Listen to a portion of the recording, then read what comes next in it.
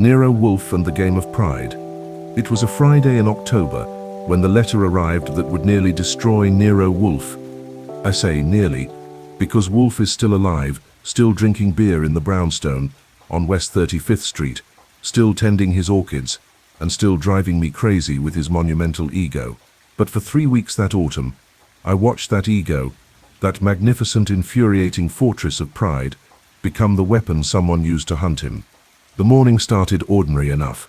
I was at my desk in the office, typing up the final report on the Hendricks insurance case, when Fritz brought in the mail on the silver tray at 11 o'clock sharp. Wolfe was still upstairs in the plant rooms, communing with his cattleyas and probably lecturing Theodore about proper humidity levels. I sorted through the usual stack bills, a check from a grateful client, advertisements for everything from encyclopedias to exotic cigars, until I reached an envelope that made me pause. Heavy cream-colored paper, no return address, my name, Archie Goodwin, written in elegant fountain pen script that looked like it had been practiced in a monastery. The postmark was Manhattan, 2 days old. Inside was a single sheet of the same expensive paper and a message that made my coffee go cold. Dear Mr. Goodwin, please convey to Mr. Nero Wolfe the following wager. Within 7 days, a man will die in Manhattan. The circumstances will appear impossible. A locked room, no weapon, no apparent cause. The police will be baffled. Mr. Wolfe's reputation suggests he solves such puzzles with ease. I propose he will fail. The victim, Aldous Pemberton, aged 58, philanthropist and collector of rare books. The location, his private library at the Atreus Club on East 68th Street. The time, October 27th, between 9 p.m. and midnight. Mr. Wolfe may investigate in advance, speak to Mr. Pemberton, examine the premises, deploy whatever resources his pride demands. It will not matter. The death will occur exactly as I have designed it, and even Nero Wolfe, that self-proclaimed champion of reason, will not prevent it or solve it. This is not a threat to be reported to authorities. It is an intellectual challenge, a game. Mr. Pemberton himself has consented to participate, finding the philosophical question fascinating. Can a crime be so perfectly conceived that even the greatest detective cannot solve it? If Mr. Wolfe declines this challenge, I will understand. Pride and prudence are often at war. Your move, gentlemen. Janus. I read it 3 times, my instincts pinging like a pinball machine. The tone was too educated, too controlled, the setup too theatrical. But the details, Pemberton's name, the Atreus Club, the specific date, those gave it weight. I was still staring at it when I heard the whir of the elevator, and then Wolfe's measured tread in the hall. He appeared in the doorway, all 285 pounds of him, wearing a yellow shirt that made him look like a mountain dressed for spring. He carried a spray of Cattleya labiata that belonged in a painting. Archie. Good morning. Morning. We've got something interesting. He settled into his oversized chair behind the desk, custom-made to support his bulk, and placed the orchid in a small vase Fritz had left for him. Interesting is a word people use when they mean troublesome. What is it? I handed him the letter. Wolfe read slowly, his lips pushing in and out, a sure sign he was either thinking hard or getting angry, sometimes both. When he finished, he set it down delicately, as if it might explode. Preposterous. Maybe, but Aldous Pemberton is real. Philanthropist, sits on the board of 3 universities, collects medieval manuscripts. I've read about him. Then Mr. Pemberton is a fool to involve himself in such juvenile theatrics. The letter writer calls himself Janus, 2-faced Roman god. Cute. Wolfe grunted. Mythological affectation does not constitute wit. He picked up the letter again, scowling at it. This is designed to provoke. The tone, the challenge to my abilities, the claim of consent from the victim. It is bait, Archie. Obvious bait. Probably. But what if Pemberton really does die on October 27th? Then the police will investigate, and the perpetrator will be caught. And if he isn't? Wolfe's eyes met mine. They were brown and cold. Then the perpetrator will have succeeded in wasting my time by making me wonder whether I could have prevented it. That is the real game here, not the murder itself, but my response to the challenge. So we ignore it? We do. He reached for the book he'd been reading, Montaigne's Essays in French, and opened it with finality, case closed in his mind. I looked at the letter again. October 27th was 5 days away. Just for argument's sake, what if this Janus character really has figured out how to commit a perfect murder? What if Pemberton is in actual danger? Then Mr. Pemberton should hire a bodyguard and bolt his doors. I am not in the business of preventing hypothetical crimes based on anonymous threats. You're in the business of earning fees. I am in the business of selling my brain to clients who recognize its value and pay accordingly. I am not a carnival performer responding to dares. I should have dropped it. Wolfe had made up his mind, and once that happened, you'd have better luck moving the brownstone than changing his opinion. But something about the letter bothered me. The confidence in it, the specific details, the almost casual certainty that Wolfe would fail. You realize this person knows you pretty well, I said. Knows how to push your buttons. The self-proclaimed champion of reason bit that's aimed right at your ego. Wolfe looked up from Montaigne with the expression he usually reserves for bad claret. My ego, as you call it, is not a button to be pushed. It is an accurate assessment of my abilities. There is no vanity in acknowledging facts. Right. You're humble as a monk. I am realistic, and I realistically have no interest in dancing to this person's tune. He waved a hand. File it. If Mr. Pemberton dies in 5 days, the police will bring it to us. If he doesn't, the letter writer is simply testing whether I'm gullible. I filed it in the cabinet under pending miscellaneous insanity and tried to get back to work, but I couldn't shake the feeling that Wolfe was making a mistake. Downstairs, I heard the low rumble of Caesar, the largest of the 5 Dobermans Wolfe had acquired 6 months ago when a client paid his fee in guard dogs instead of cash. Wolfe had accepted them with surprising enthusiasm, and now they patrolled the brownstone like a private army. Caesar was stationed by the front door, Mars near the kitchen, Apollo roaming the upper floors. Minerva and Diana traded off between the office hallway and the basement. The dogs had changed the atmosphere of the place, added a hum of controlled danger that visitors felt the moment they entered.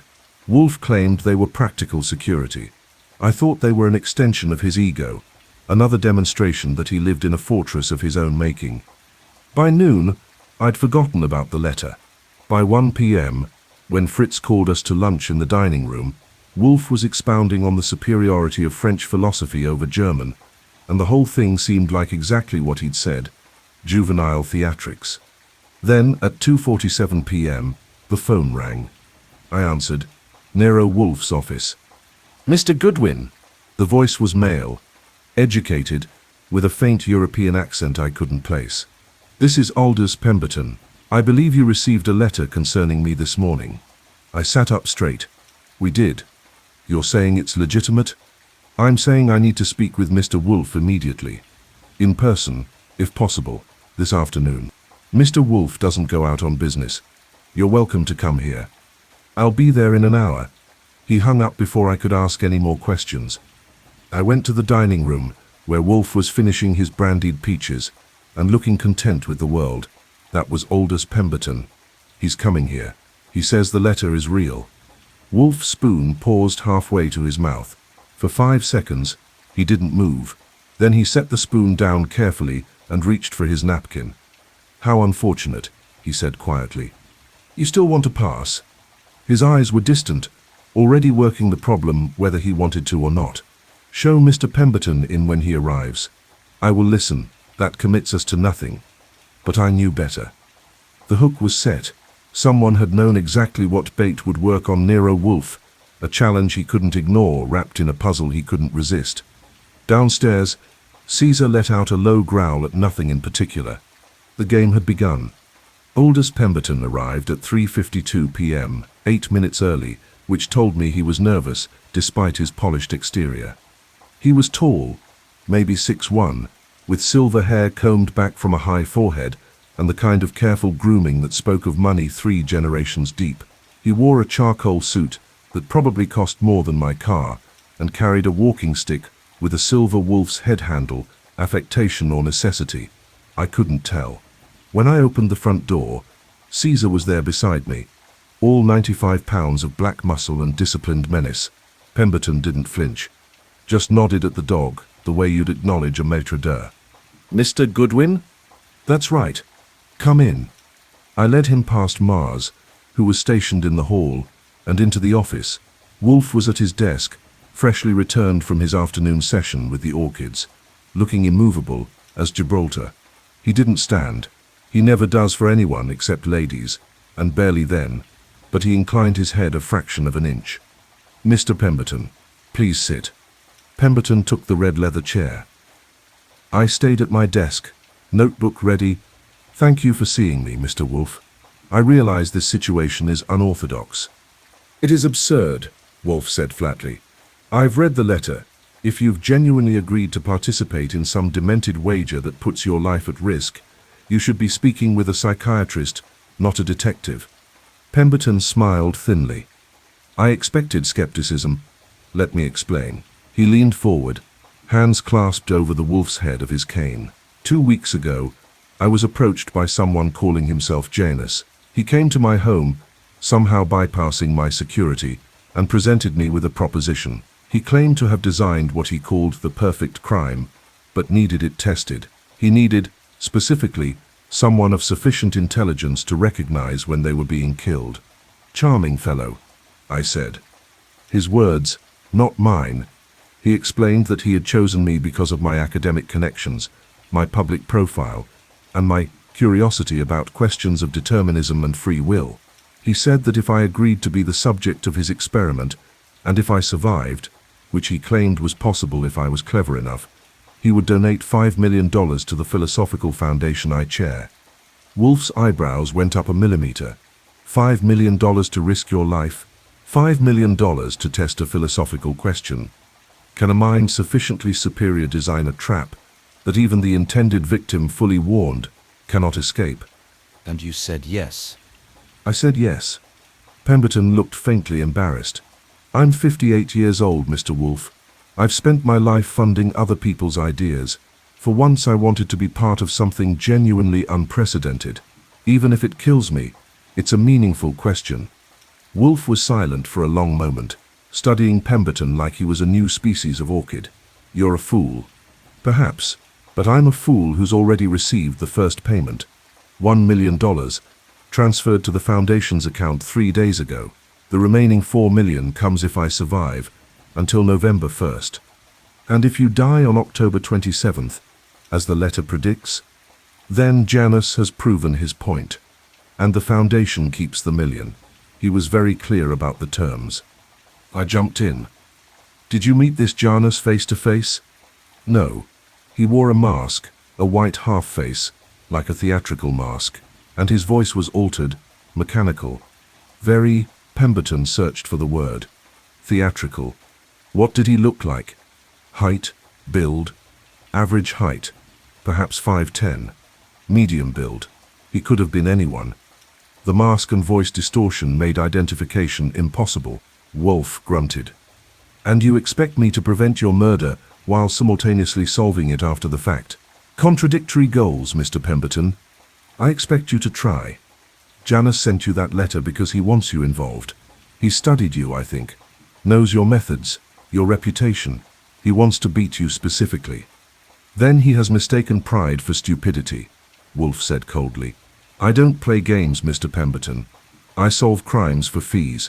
If you're determined to walk into a trap, that's your choice. I won't stop you." Pemberton's face tightened. "Mr. Wolfe, I'm offering you a fee, a substantial one. $50,000 if you prevent my death. $25,000 if you at least solve it afterward." Wolfe's expression didn't change, but I saw his finger twitch, a tell that meant he was interested, despite himself. 50,000 was serious money, even for Wolfe. "I don't like the terms," Wolfe said. "I don't like the theatricality. I don't like being maneuvered." "Neither do I. But here we are." Pemberton leaned back. "I've read about you, Mr. Wolfe. You're called the smartest man in New York, the unbeatable detective, the genius who solves impossibilities. If those things are true, prove it. If they're not," he shrugged, then Janus will have proven something else. It was a masterful play, I had to admit. Pemberton had just called Wolfe's bluff, challenged the very pride that made Wolfe who he was. Wolfe sat absolutely still, his eyes half closed. Outside the office window, I heard Apollo pacing the hallway, claws clicking on hardwood. The afternoon light was fading, throwing long shadows across the floor. Finally, Wolfe spoke. "Tell me about the Atreus Club." "Private club, established 1891. Members are academics, intellectuals, some old money families. We have a library, dining rooms, spaces for debate and lectures. I've been a member for 20 years. "Your private library there, describe it." "Third floor, northeast corner, about 20 by 30 feet. Oak paneling, floor-to-ceiling bookshelves, one window overlooking the street. Single door, locks from the inside. I use it for research, sometimes for private meetings." "Security?" "The club has cameras in the hallways, front entrance, and main rooms, not in private spaces like the library. There's a doorman, late-night security guard. Members have key cards for after-hours access." "Who else knew about your arrangement with Janus?" "No one. I told no one. Not my wife, not my colleagues. Only Janus and myself. Yet, he sent me the letter." "Yes, which means he wanted you to know, wanted you involved." Wolfe drummed his fingers on the desk, a rare sign of agitation. "This is a trap, Mr. Pemberton. Not just for you, but for me. Janus, whoever he is, has designed this to engage my ego, to make me believe I can outwit him. The moment I accept your case, I'm playing his game by his rules." "Then don't play," Pemberton said simply. "Walk away. Let me face this alone. But if you do, you'll always wonder whether you could have solved it, whether you could have beaten Janus, whether your reputation is deserved or simply unchallenged." The silence that followed was thick enough to cut. Through the doorway, I could see Fritz in the hall, waiting to serve Wolfe's afternoon beer. The Dobermans were quiet, sensing the tension. Wolfe's eyes opened fully. "Archie, what's today's date?" "October 22nd. 5 days." He looked at Pemberton. "If I take your case, I'll need complete access to your life, your schedule, your contacts. I'll need the names of everyone who might wish you harm. I'll need to examine the library at the Atreus Club myself." "Yourself?" I couldn't help it. The surprise came out. Wolfe leaving the brownstone was rarer than snow in July. "If this is a locked room puzzle, I need to see the room. Otherwise I'm working blind." He focused on Pemberton. "I will not have my reputation damaged by incomplete information." Pemberton nodded. "Whatever you need. My fee will be 75,000 if I prevent your death and solve the crime. If you die despite my efforts, nothing. That's non-negotiable. If I fail, I don't get paid. That's the only term under which I'll engage with this farce." Pemberton considered, then extended his hand. "Agreed." Wolfe ignored the hand. He hates shaking hands, and instead reached for the buzzer. "Fritz will show you out. Archie will visit the Atreus Club with you this evening to examine the premises. Tomorrow morning at 11, you'll return here with a complete list of your enemies, if any, and anyone who might benefit from your death. I'll be here." After Pemberton left, I turned to Wolfe. "You're really taking this?" "I have no choice. Janus has seen to that." "You could still walk away." "Could I?" Wolfe's voice was bitter. Pemberton was right. Curse him. If I refuse, I'll spend the rest of my life knowing that someone challenged me, and I backed down. My ego, as you so frequently point out, won't permit that. So this Janus character really has studied you. Yes, and that is what worries me most, Archie. Someone out there knows exactly how I think, knows exactly how to manipulate me. This isn't just about murdering Pemberton, it's about proving they're smarter than I am. He reached for his beer. Pride, Archie, is supposedly one of the 7 deadlies. I'm beginning to understand why. I grabbed my coat. I'll go check out the club with Pemberton. You want me to look for anything specific? Everything. Exits, sight lines, blind spots. Anyone who pays too much attention to Pemberton or too little. If this is theatre, there's a director somewhere watching. I headed for the door, then stopped. You know what bothers me most about this? What? Janus called himself Janus is for a reason, two-faced, looking both ways, like he's watching the past and the future at the same time. Wolfe's expression was grim. Or watching both me and Pemberton. Yes, Archie, I'd noticed. As I left, I heard him mutter something in French, probably cursing. Behind me, Minerva and Diana fell into formation, following me to the front door like a guard detail. Outside, the October air was cold and sharp. 5 days until October 27th. I had a feeling it was going to be a very long week. The Atreus Club occupied a narrow 5-story building on East 68th Street, sandwiched between a medical office and a private art gallery. It had the quiet dignity of old money. No brass plaque, no flashy signage, just a discreet bronze plaque that read members only, and a doorman who looked like he'd been carved from mahogany. Pemberton got us past him with a nod and a guest pass for me. Inside, the club smelled of leather, pipe tobacco, and the particular mustiness that comes from maintaining a building that's been around since before the Spanish-American War. 3rd floor, Pemberton said, leading me to an elevator that creaked like it remembered the McKinley administration. The library was exactly as he'd described. A scholar's perfect hideaway, oak panels dark with age, Persian rugs soft enough to sleep on, and books everywhere. First editions, leather-bound collections, manuscripts in glass cases. A reading desk sat near the window, positioned to catch afternoon light. I walked the perimeter, checking the window, locked, 3-story drop to the street below. The door, solid oak, one lock, no deadbolt. The walls, I knocked on them, listening for hollow spaces, solid. Who has keys to this room? I asked. Just me. And the club manager, Horace Ventris, but only for emergencies. Cameras in the hallway? Yes. I can arrange for you to review the footage. I examined the books, the desk drawers, even the lamp fixtures. Nothing obviously dangerous. No hidden panels, no mysterious devices, just a room full of books and the faint smell of old paper. What exactly are you supposed to be doing here on October 27th? Research. I'm giving a lecture on November 3rd about the ethics of predestination. I plan to spend the evening here, reviewing sources. Alone? Yes, for 3 hours. That was the plan. I looked around again, trying to see it the way Wolfe would, as a puzzle with human pieces. Let me ask you something. If you were Janus, and you wanted to kill someone in this room and make it look impossible, how would you do it? Pemberton considered. Poison, perhaps, in the water carafe, or the air somehow. But you'd know to avoid anything consumable. You've been warned. True. So it has to be something subtle, something you wouldn't notice even if you were looking for it. I walked to the window again, or something from outside. The window is always locked. Locks can be picked, but the camera in the hallway would show anyone approaching. I grinned. Now you're thinking like a detective.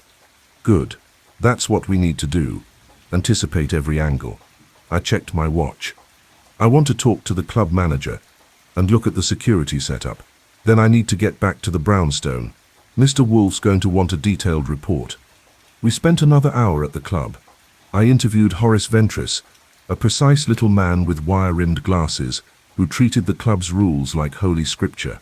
I reviewed the camera positions, 2 in the main hallway, 1 at the entrance to the 3rd floor, blind spots near the service stairs, but those were locked after 8 p.m. By the time I got back to West 35th Street, it was nearly 9 o'clock. Wolfe was in the office reading, with Apollo lying near his chair like a furry shadow. The dog's ears perked up when I entered, but he didn't move. Wolfe had trained all 5 Dobermans to respond only to specific commands in German. Well, Wolfe asked. I gave him everything. The layout, the security, my conversation with Ventris. He listened without interrupting, his eyes closed, building a mental model of the crime scene. When I finished, he was silent for a full minute. Archie, what's the weakest point? The window, 3-story drop, but not impossible if you're motivated. And there's a building across the street, maybe 30 feet away. Someone with the right equipment could potentially access the library from outside. But why bother with such theatrics, when poison is simpler? Maybe because Janus wants it to be impossible, wants it to look like no one could have done it. Wolfe opened his eyes. Or wants me to think that way, to focus on the physical impossibility while missing the real method. He shook his head. This is the problem with theatrical murders, Archie. They're designed to mislead through spectacle. So what do? We proceed methodically. Tomorrow, Pemberton brings his list of enemies. We investigate each one. We find out who Janus really is. And if we don't find him in time, Wolfe's expression was cold. Then Mr. Pemberton dies. And I have failed, which is precisely what Janus wants. I was about to respond when the doorbell rang. I glanced at Wolfe. We weren't expecting anyone at this hour. I'll get it. Caesar was already at the door, his body tensed.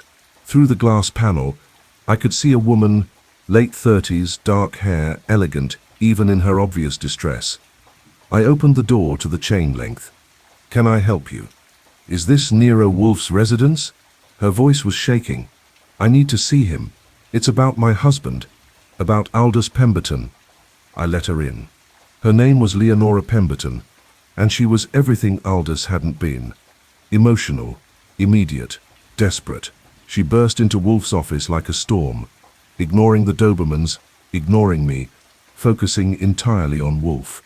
You have to stop him. You have to tell him not to go through with this insanity. Wolfe studied her with the detachment of a scientist examining a specimen.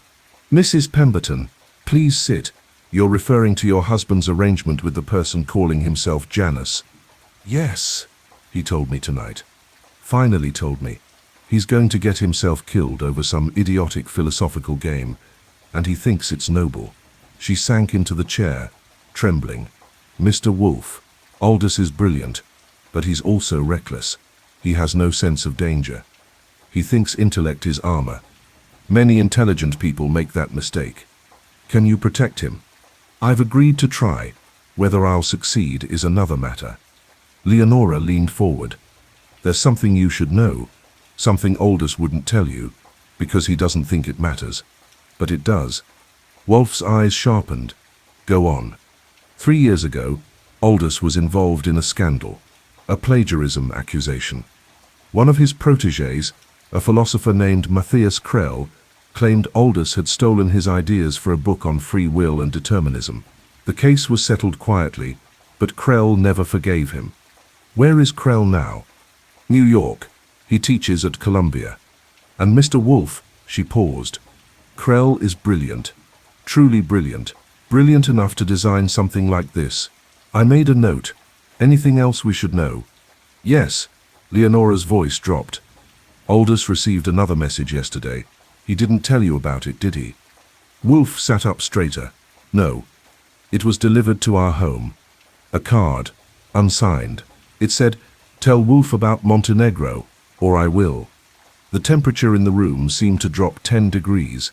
Wolfe's face went absolutely blank.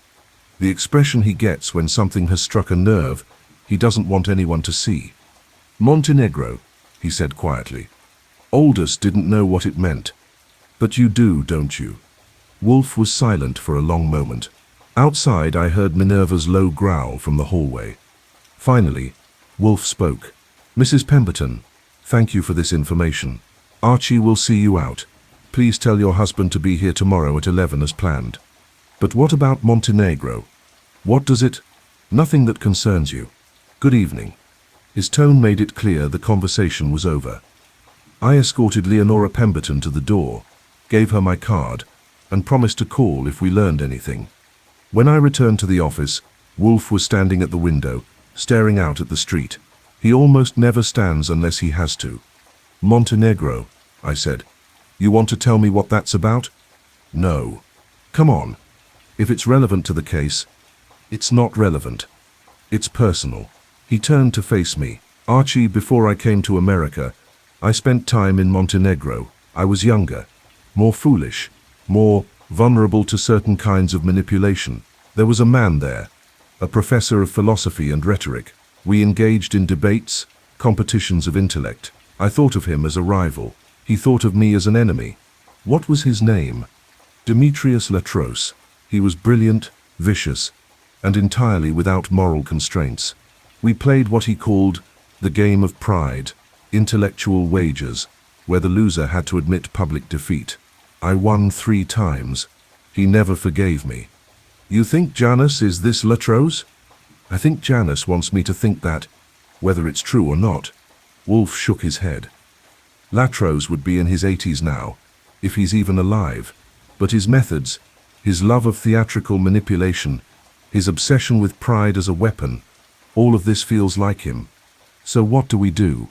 Wolfe returned to his chair, suddenly looking tired. We investigate. We find out if Latros is alive, where he is, who might be working with him, or for him, and we keep Pemberton alive, if we can. He looked at me. Archie, this is not a simple murder case. This is warfare, and the battlefield is inside my head. I sat at my desk. Then we'd better start mapping the terrain.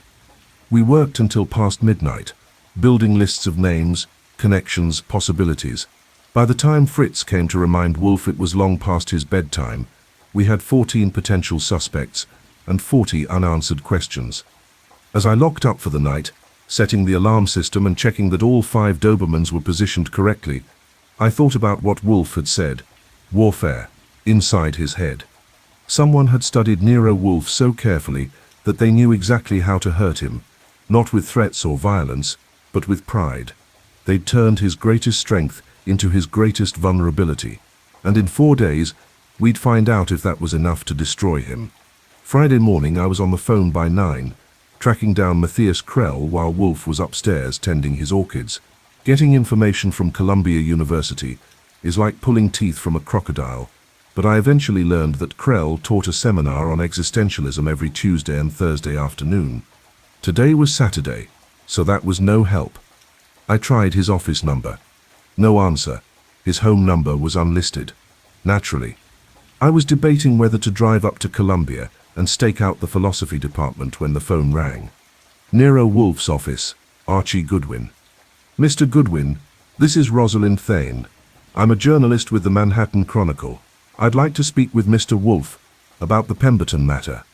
I went cold. I don't know what you're talking about. Of course you do. Aldous Pemberton, the Janus challenge, the locked room murder scheduled for October 27th. Ring any bells? Where did you get this information? I'm a journalist, Mr. Goodwin. I get information. Is Mr. Wolfe investigating? No comment. That's a yes. Listen, I'm not trying to scoop you here, but you should know that Pemberton isn't the first person Janus has targeted. That stopped me. What do you mean? Meet me. 1 hour. Doyle's coffee shop on Lexington Avenue. I'll tell you everything I know. She hung up before I could refuse. I went upstairs to the plant rooms, breaking my own rule about never interrupting Wolfe during his morning session, and found him examining a phalaenopsis that looked sick. We have a problem. A journalist named Rosalind Thane says she knows about the Pemberton case and claims Janus has targeted someone else before. Wolfe didn't look up from the orchid. Meet her. Find out what she knows. But be careful, Archie. Journalists are like crows, attracted to shiny objects and prone to making noise. Thanks for the ornithology lesson. Also, crows remember faces and hold grudges, so be polite. Doyle's coffee shop was the kind of place that served weak coffee and strong opinions. I spotted Rosalind Thane immediately, mid-30s, red hair, sharp green eyes, and the look of someone who'd gotten too many doors slammed in her face to be polite anymore. She waved me over to a corner booth. Mr. Goodwin, thanks for coming. Coffee, black, no sugar. I sat across from her. You have 5 minutes to convince me you're not wasting my time. Direct. I like that. She pulled out a notebook. 6 months ago, a psychiatrist named Julian Waverley died in his office at Bellevue Hospital. Heart attack, officially. But before he died, he'd received threatening letters from someone claiming to be testing a perfect crime. Waverley ignored them. He died exactly when the letters predicted he would. I kept my face neutral. Heart attacks happen. Not to healthy 52-year-olds with no cardiac history. And not after they've been warned they'll die on a specific date. The letters were signed Janus. You have proof? I have copies of 2 of the letters. Waverley's wife gave them to me when I interviewed her for a piece I was writing on the ethics of psychiatric research. She slid photocopies across the table. Look familiar? They did. Same cream-colored paper, same elegant handwriting, same theatrical tone, but these letters were cruder, less refined than what Pemberton had received. Like rough drafts. This is the test run, I said slowly. That's what I think. Janus tried it with Waverley first. Smaller target, less public. When it worked, when he actually pulled off a murder that looked natural, he got more ambitious. Now it's Pemberton, a public figure, and Nero Wolfe, a famous detective.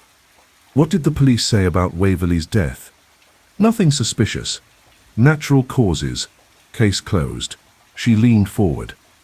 But I talked to Waverley's colleagues. They said he'd been obsessed with something in the weeks before he died. Researching behavioral psychology, prediction models, coercion techniques, like he was trying to understand how someone could manipulate him into his own death. But he died anyway. He died anyway.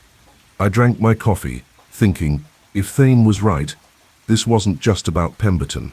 Janus had been planning this for months, refining his method. And if Waverley's death was the practice run, what did that make Pemberton, the main event?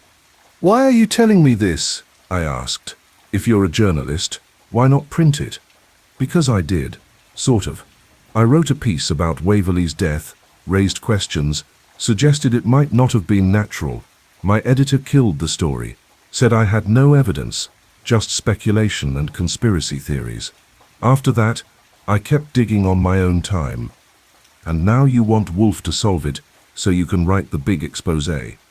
And now I want to stop Pemberton from ending up like Waverley. If you can solve the crime, and I can write about it, that's symbiotic. She smiled thinly. Plus, I like proving my editor wrong. I liked her despite myself. What else do you know? I know that Waverley was part of a private intellectual society called the Consortium. Very exclusive, very secretive. They meet once a month, in a private room at the Atreus Club. My radar pinged. The same club where Pemberton has his library? The same. And here's the interesting part. Pemberton is also a member of the Consortium, has been for years. I felt the puzzle pieces clicking together. So Janus isn't targeting random people. He's targeting members of this Consortium. Maybe, or maybe the Consortium itself is where Janus hunts. Either way, there's a connection. Who else is in this Consortium? That's the problem. It's secret. No membership lists, no public records. I've only confirmed 3 members, Waverley, Pemberton, and a cultural anthropologist named Helena Grimaldi. Where's Grimaldi now? That's what worries me. I've been trying to reach her for 2 weeks. Her office at NYU says she's on sabbatical. Her neighbors haven't seen her. Her phone just rings. I felt a chill. You think she's dead too?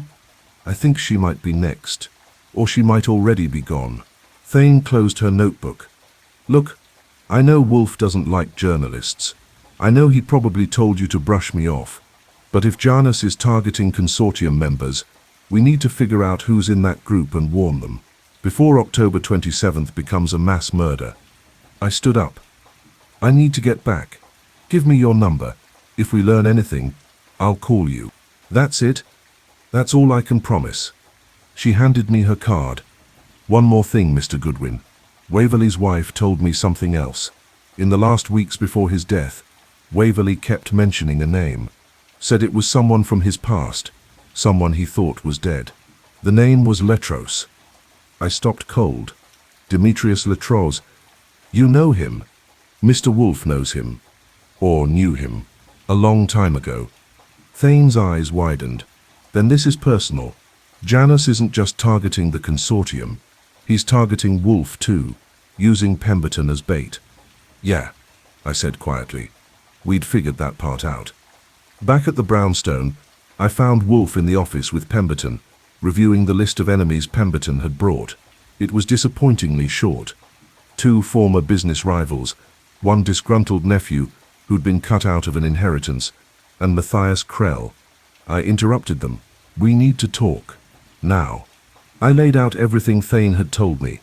Waverley's death, the Consortium, Helena Grimaldi's disappearance, the connection to Latros. Wolfe listened without expression, but I saw his hand tighten around his beer glass. When I finished, he looked at Pemberton. You were aware that Dr. Waverley died 6 months ago? Yes, of course. We were colleagues in the Consortium. Yet you didn't mention it. I didn't think it was relevant. Julian had a heart attack. Tragic, but natural. What if it wasn't natural? Pemberton blinked. You're saying Janus killed Julian too? I'm saying it's a strong possibility. Tell me about this Consortium. Pemberton shifted uncomfortably. It's a private discussion group. Philosophers, scientists, artists. We meet monthly to debate questions of ethics, metaphysics, consciousness. Nothing sinister. How many members? 10. Currently. We keep the number small for intimacy of discussion. Names. Pemberton hesitated. The Consortium is confidential. Members value their privacy. Wolfe's voice went cold. Mr. Pemberton, if Janus is killing members of your group, their privacy is already compromised. Names, now. Pemberton sighed and pulled out a small leather notebook. He read off 10 names, and I wrote them down. Julian Waverley deceased. Helena Grimaldi. Missing Aldous Pemberton target. Matthias Krell. Beatrice Winthrop. Quinlan Moss. Isabel Farnsworth. Devon Ashcroft. Nadine Pasternak. And Horace Ventris. I looked up sharply. Ventris? The club manager? Yes. Horace is also a philosopher. Published work on epistemology. He joined the Consortium 5 years ago. And you didn't think to mention that the manager of the building where you're scheduled to be murdered is also a member of your secret society. It didn't seem... Horace is harmless. Wolfe closed his eyes. Archie, verify the whereabouts and welfare of each person on that list. Immediately. On it. I spent the next 4 hours on the phone, and in my car tracking down Consortium members. Matthias Krell was at home in his apartment on Riverside Drive, sullen and hostile when I finally got him on the phone, but definitely alive. Beatrice Winthrop, a neuroscientist, was at her lab at Mount Sinai. Quinlan Moss, a retired judge, was playing golf in Westchester. Isabel Farnsworth, an art historian, answered her phone on the second ring, cheerful, completely unaware there might be danger. Devon Ashcroft was harder to find. The bioethicist was supposedly at a conference in Boston, but when I called his hotel, they had no record of him checking in. Nadine Pasternak, a mathematician, didn't answer her phone at all. And Helena Grimaldi remained missing. By 6 p.m., when I got back to the brownstone, Wolfe had that look, the one that meant he was 3 steps ahead of me, and not happy about where those steps were leading. 3 members of the Consortium are either dead, missing, or unaccounted for, I reported. Waverley, Grimaldi, and possibly Ashcroft. That's not a coincidence. No, Wolfe agreed. It's a pattern. Janus isn't targeting Pemberton specifically. He's targeting the entire Consortium, systematically. But why? That's what we need to determine. The Consortium must have done something, made some decision, taken some action, that angered someone enough to plot this elaborate revenge. Pemberton looked stricken. We've never done anything wrong. We just talk, debate, philosophize. Someone disagrees with that assessment. Wolfe opened his eyes. Mr. Pemberton, think carefully.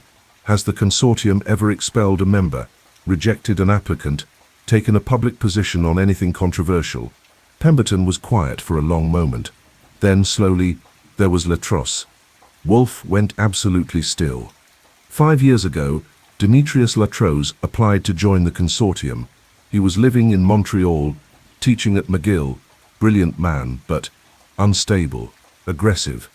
His letters of recommendation raised concerns. We voted against admitting him. He took it as a personal insult. Did he threaten you? Not directly, but he sent letters to several members, called us closed-minded, arrogant, unworthy of the Consortium's mission, said we'd regret excluding him.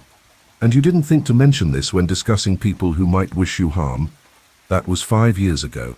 And Latros is in his 80s. I never imagined. Wolfe cut him off. Where is Latros now? I don't know. He stopped teaching 2 years ago. I assumed he'd retired. I jumped in. Or he started planning this. 2 years to study his targets, design his method, recruit help if he needed it. Plenty of time. Wolfe nodded slowly. Archie, find Demetrius Latros. I don't care if you have to call every university in North America. Find him. What about Pemberton? October 27th is in 3 days. Mr. Pemberton will not go to the Atreus Club on October 27th. He'll stay here, where we can protect him. Pemberton stood up. I can't do that. If I don't show up, I lose the wager. The foundation doesn't get the money. If you show up, you may lose your life. That was always the risk. I accepted it. Then you're a fool. Perhaps, but I'm a fool of my word. Pemberton's voice was firm.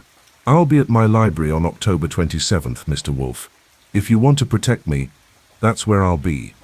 After Pemberton left, Wolfe sat in brooding silence. Outside I heard thunder, a storm rolling in from the west. He's going to get himself killed, I said. Yes, unless we stop Latros first, or unless we figure out how the murder is supposed to happen and prevent it. Any ideas?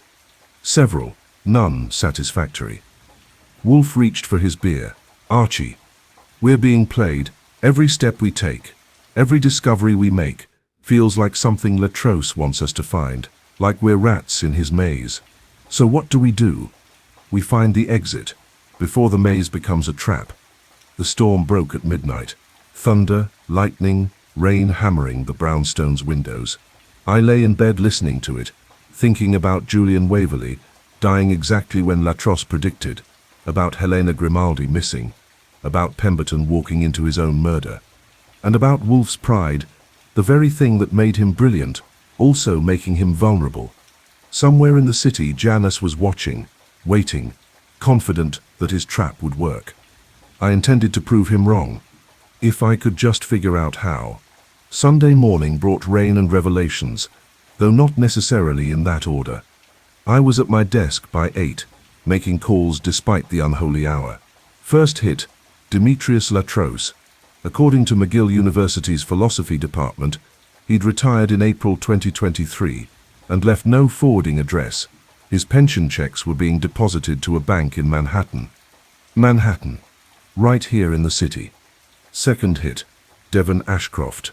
The Boston Conference Hotel finally connected me to someone useful, a concierge who confirmed Ashcroft had checked in Friday afternoon but hadn't been seen since.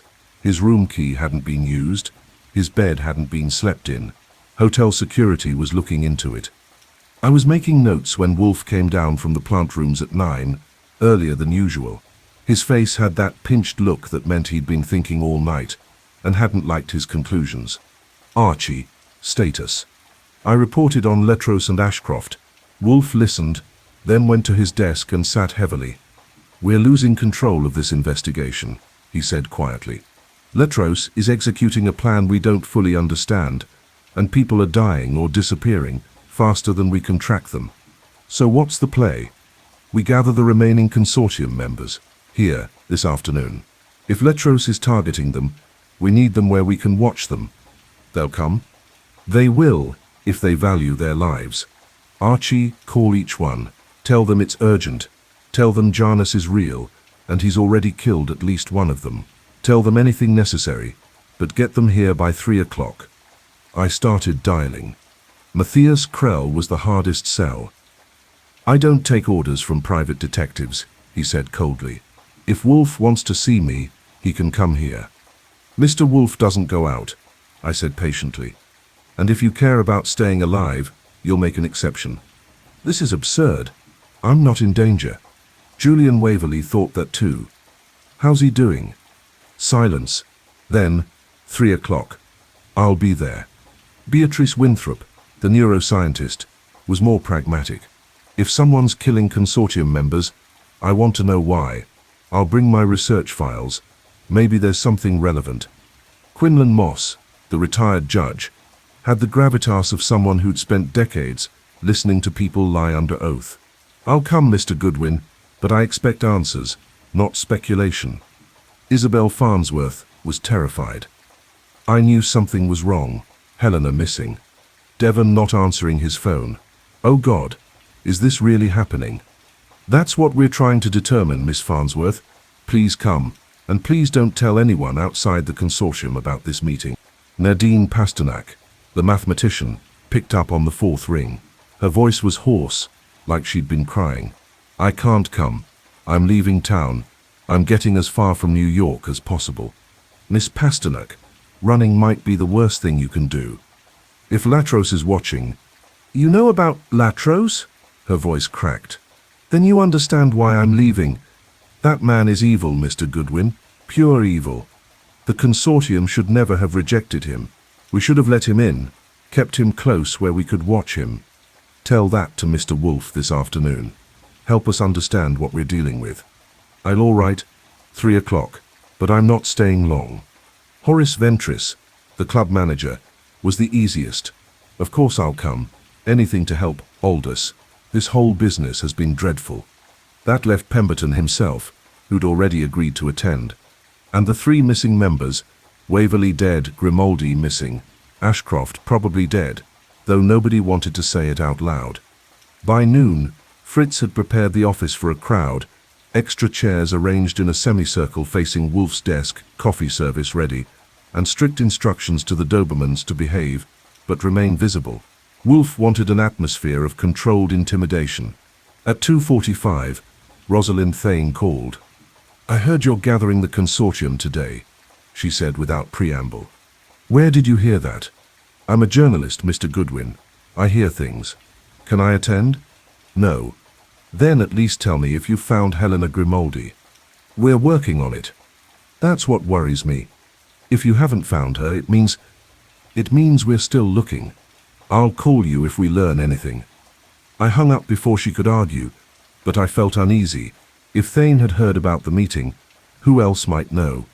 The consortium members arrived between 2:55 and 3:10, each one bringing their own brand of anxiety. Matthias Krell came first, tall, gaunt, with intense dark eyes and the kind of angular face that looked good on philosophy book jackets. He wore all black and radiated hostility, like a furnace. This had better be worth my time, Wolfe. Sit down, Mr. Krell. Beatrice Winthrop arrived next. Late 40s, sensible shoes, carrying a leather satchel that probably weighed more than she did. She had the practical air of someone who'd spent her life in laboratories. Quinlan Moss had the silver hair and commanding presence of someone who'd sentenced people to prison and slept soundly afterward. He shook my hand with a grip that suggested he still lifted weights. Isabel Farnsworth was younger than I expected. Mid-30s, nervous energy, dressed like she'd just come from a gallery opening. She kept looking at the Dobermans, like they might attack at any moment. Nadine Pasternak arrived last, and she looked terrible. Red eyes, no makeup, trembling hands. She headed straight for the coffee. Horace Ventris had sent his regrets. Some crisis at the Atreus Club that required his immediate attention. Convenient. Pemberton sat slightly apart from the others, isolated by his status as the designated victim. When everyone was settled, Wolfe surveyed them like a general reviewing troops before battle. Thank you for coming. I'll be direct. Someone calling himself Janus is systematically killing members of the consortium. Dr. Waverley died 6 months ago. Officially a heart attack, but I believe he was murdered. Professor Grimaldi has been missing for 2 weeks. Mr. Ashcroft disappeared 2 days ago in Boston, and Mr. Pemberton has been explicitly targeted, with a death scheduled for October 27th. The room erupted overlapping voices, denials, demands for proof. Wolfe waited them out. Krell spoke first when the noise died down. This is paranoid fantasy. Julian had a heart condition. Helena is probably off on some research trip, and Devon's hotel room hasn't been entered since he checked in. I said, hotel security found his luggage, but no sign of him. Boston PD is treating it as a missing persons case. Isabel made a small sound of distress. Moss leaned forward. Assuming you're right, Mr. Wolfe. Why? What's the motive? Revenge, Wolfe said flatly. 5 years ago, the Consortium rejected an application from Demetrius Latros. I believe he's Janus. I believe he's spent the last 5 years planning this. Nadine's coffee cup rattled in her saucer. I told you all. I told you rejecting Latros would be a mistake. Beatrice frowned. Nadine, the man was clearly unstable. His writing samples were brilliant but unhinged. He threatened legal action when we rejected him. Because you humiliated him. Nadine's voice rose. You didn't just say no, you sent him a 3-page letter explaining all the reasons he wasn't worthy. It was cruel. It was honest, Krell said coldly. We're not required to coddle every applicant's ego. Wolfe's eyes narrowed. Who wrote that rejection letter? Silence. Then Moss spoke quietly. I did. I was Consortium president that year. I believed in transparency. You destroyed him, Nadine whispered. He wrote to me afterward, said the Consortium was everything he'd worked toward his entire life. Said being rejected was like being told his life's work was meaningless. So he's killing us out of spite. Isabel's voice was shrill. Over a rejection letter? Not spite, Wolfe said. Pride. Latros is proving he's intellectually superior to the group that rejected him. Each murder is a puzzle, a demonstration of his genius, and I suspect each victim represents something specific. Beatrice pulled out a notebook. I've been thinking about this since Mr. Goodwin called. Julian Waverley was our expert on behavioral psychology, understanding what makes people act. If Latros killed him using psychological manipulation, it's a signature, I finished. Killing each person using their own specialty against them. Wolfe nodded. Exactly. Which raises the question, how does Latros plan to kill each of you? The room went dead quiet. Krell stood up. This is insane. I'm not sitting here listening to amateur psychology and conspiracy theories. Sit down, Mr. Krell. Something in Wolfe's voice made Krell hesitate. Then, slowly, he sat. You're all in danger, Wolfe continued. Until we find Latros and determine his method, none of you are safe, which means I need complete honesty from every person in this room. What secrets are you hiding? What vulnerabilities might Latros exploit? That's an outrageous question, Moss said. It's a necessary one. Someone in this room may be working with Latros. Absolutely not, Pemberton interrupted. These are my colleagues, my friends. Friends can be bought, or blackmailed, or simply fooled. Wolfe's gaze swept the room. Latros is 82 years old. He's not physically executing these crimes himself. He has help, someone younger, stronger, capable, someone who might be sitting in this room. The temperature dropped 20 degrees. Isabel stood up, shaking. I'm not listening to this. I came here for help, not to be accused. The lights went out. Perfect, complete darkness. Someone screamed. I think it was Nadine. I heard chairs scraping, people moving, and then Wolfe's voice cutting through the chaos. Nobody move. Nobody leaves this room. I fumbled for my desk drawer where I kept a flashlight, found it, clicked it on. The beam swept across panicked faces, frozen in the sudden light. Everyone was accounted for. But in the darkness, someone could have done anything. The lights came back on, emergency backup system kicking in, and on Wolfe's desk, where there had been nothing before, sat a small cream-colored envelope. My blood went cold. Wolfe stared at it for a long moment, then carefully opened it with a letter opener. Inside was a single card with a message in that familiar elegant handwriting. 8 became 7. 7 will become fewer. The game accelerates. Mr. Wolfe, can you keep pace? Janus. What does that mean? Beatrice whispered. 8 became 7? I counted quickly. There are 10 Consortium members total. Waverley's dead.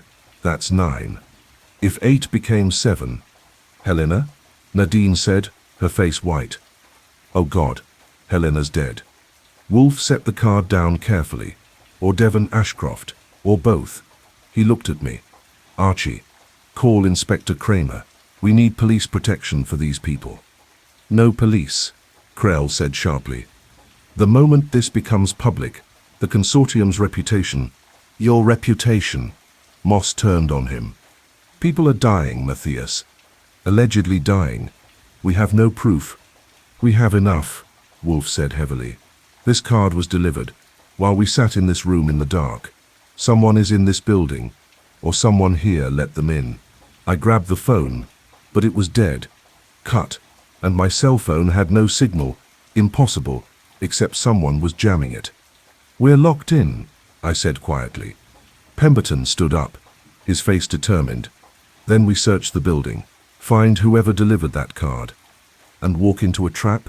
Wolfe shook his head. No, we stay together in this room until we can re-establish communication. He looked at me. Archie, check the dogs.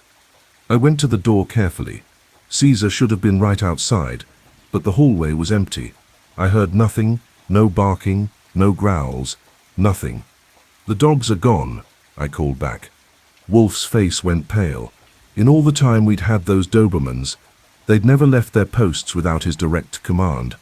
Someone had gotten past 5 highly trained guard dogs without raising an alarm. We were dealing with a professional, and the game, as Janus had said, was accelerating. We were prisoners in Wolfe's own brownstone, and he knew it. For the next 30 minutes, we sat in that office like survivors in a lifeboat, not talking much, listening to every creak and whisper of the old building. Wolfe's face was a mask, but I could see the fury behind his eyes, fury at being outmaneuvered in his own fortress. Finally, the phone line clicked back to life. I grabbed it instantly. Archie Goodwin. Mr. Goodwin, this is Horace Ventris. I've been trying to reach you for 20 minutes. The line was down.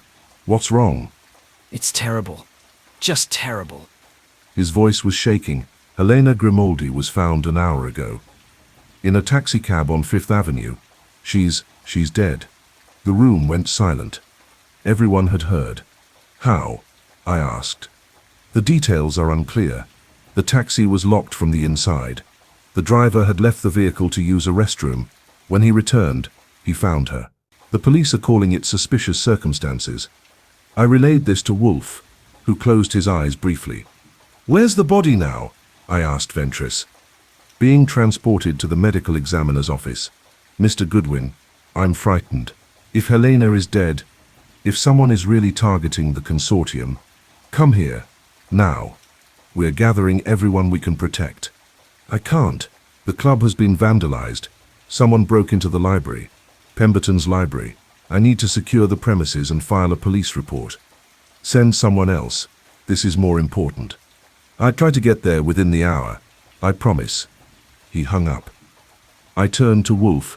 Helena Grimaldi is dead, found in a locked taxicab, and someone broke into Pemberton's library at the club. Pemberton went white. My library? When? Ventris didn't say, but the timing, right when we're all here, that's not coincidence. Wolfe drummed his fingers on the desk, thinking, a locked taxicab, another impossibility, another demonstration. He looked at the assembled Consortium members. How did Latros know you'd all be here this afternoon? We didn't tell anyone, Beatrice said. At least I didn't. I mentioned it to my assistant, Isabel admitted, but only that I was coming to see a detective. Krell said nothing, which made me suspicious. It doesn't matter, Wolfe said. Latros has been ahead of us at every turn. He knew we'd gather you, knew we'd be distracted. So he struck at Helena and vandalized the crime scene, Pemberton's library, while we were helpless to stop him. But why vandalize the library? Moss asked. What's the point? To change the conditions, I said, seeing it. Pemberton's supposed to die there on October 27th. Whatever trap was set, Latros is modifying it, adjusting it. Maybe because we were getting too close to figuring it out. Or maybe, Nadine said quietly, he's setting a different trap entirely. Maybe Pemberton isn't the real target anymore. Wolfe looked at her sharply. Explain. Latros is a philosopher. He thinks in systems, patterns, grand designs. What if murdering Pemberton was never the end game? What if the real goal was, she paused, looking at Wolfe. What if it was you, to prove he could manipulate you, humiliate you, destroy your reputation? The room absorbed this in silence. Finally, Wolfe spoke. You may be right, Miss Pasternak, But whether I'm the target or not, Mr. Pemberton is still in danger, and we're running out of time. October 27th is 2 days away. Outside I heard sirens, multiple police cars by the sound of it, coming closer. Then the doorbell rang, insistent, urgent. I went to answer it, Wolfe's .38 in my pocket, just in case. Through the glass panel, I saw Inspector Kramer, and he looked furious. I opened the door. Inspector, this is a surprise. Can it, Goodwin? Where's Wolfe? In the office. I know what you've had. Helena Grimaldi's murder, Devon Ashcroft's disappearance, and now I find out Nero Wolfe is harboring half a dozen potential targets without informing the police. What the hell is going on? I led him to the office. Kramer stomped in, took one look at the assembled Consortium members, and turned red. You're running a protective custody operation without authorization. Are you insane? I'm preventing murders, Inspector, Wolfe said calmly. Something you've apparently failed to do, given that Dr. Waverley died 6 months ago under suspicious circumstances, and you did nothing. Waverley died of a heart attack, natural causes, induced by someone who understood exactly how to manipulate stress, fear, and psychological pressure. The perfect crime, Inspector, isn't one that looks like suicide or accident. It's one that looks so natural, no one even investigates. Kramer pulled out his notebook. Start talking. Everything. From the beginning. For the next hour, we briefed Kramer on the entire case. The Janus letters, the wager with Pemberton, Latros's rejection from the Consortium, Waverley's death, the pattern of murders. Kramer listened, his face getting darker with each detail. When we finished, he closed his notebook with a snap. You should have called me days ago. Would you have believed us? Wolfe asked. Probably not. But now I have no choice. He looked at the Consortium members. I'm assigning protection details to each of you. And Mr. Pemberton, you're not going to that library on October 27th. That's not a request. I have to, Pemberton said. It's the condition of the wager. Then you forfeit the wager. I'm not letting you walk into a murder scene. Inspector, Wolfe said quietly, perhaps there's another way. What if Mr. Pemberton goes to the library, but with police protection? Surveillance? What if we turn the trap around? Kramer stared at him. You want to use Pemberton as bait. I want to catch Latros, and the only way to do that is to let him make his move while we're ready for it. Pemberton nodded slowly. I'll do it. Like hell you will, Kramer snapped. I won't authorize. You don't have to authorize anything. It's my life. My choice. Pemberton's voice was firm. Mr. Wolfe is right. If we don't catch Latros now, he'll just target someone else. The killings will continue. Kramer looked at Wolfe. If this goes wrong, if Pemberton dies, I'm holding you personally responsible. As you should, Inspector. Wolfe's face was grim. As I will hold myself. After Kramer left, taking statements and setting up protection schedules, the Consortium members began to disperse.